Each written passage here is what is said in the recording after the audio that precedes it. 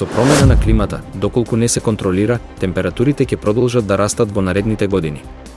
Економските и здравствените импликации од овој топлотен стрес се сериозни.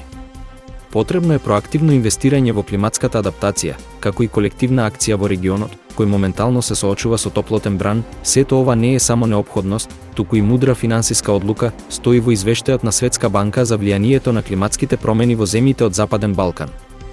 Економскиот експерт Здравко Савески вели дека крајно време е да ги сватиме сериозно климатските промени, зачестеноста на топлотните бранови и невремињата треба да налармираат дека работите не се онакви како што наводно од секогаш биле.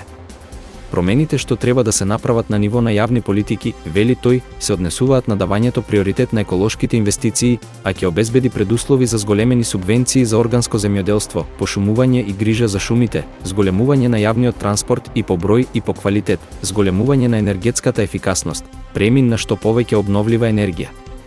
Според извештајот на Светска банка, 6 земји од Западен Балкан треба колективно да инвестираат најмалку 37 милијарди долари во следната деценија за да ги заштитат луѓето и имотот од ескалацијата на влијанието на климатските промени.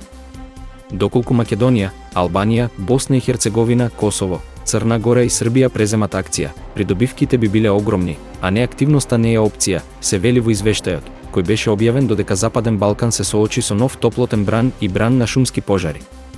Инвестициите во оваа рамка би помогнале да се избегне загуба на човечки животи, средства и пад на продуктивноста, како и да се придонесе за побрз економски раст.